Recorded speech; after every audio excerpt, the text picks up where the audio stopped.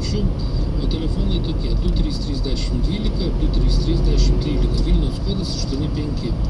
Gerbiamas Pauliau Štravičiau, pirmas klausimas jums, tai kaip vertinat visą tai, kas padaryta rytų kaimynystės kontekste. Jau laukime trečio samito, tačiau kažkas konkrečių rezultatų mažoka.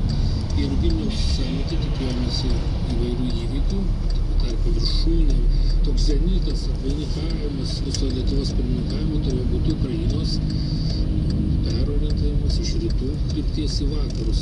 Jos asociacijų sutarties su Europos Sąjunga pasirašymas, bet jo kaip nėra, tai nėra, nors dar vilčių yra. Taigi pagrindinių rezultatų kaip ir nėra, ką galite pasakyti? Pirmiausia, reikia pasakyti, kad aš vertinu labai teigiamai ir tai yra visiškai logiškas pasirinkimas, kad Lietuva savo pirmąjį pirmininkavimą Europos Sąjungos taryboje susiję su tokiu sudėtingu, labai sudėtingu geopolitiniu, didelio regiono, didelės įvairovės valstybių klausimų kaip rytų partnerystė. Ir aš manau, kad yra savotiškas, galbūt net istorinė mūsų duoklė, kad mes skiriame pirmininkavimo metu tiek daug laiko, dėmesio, žinodami, kad jūsų teisingai suformuota mintis, kad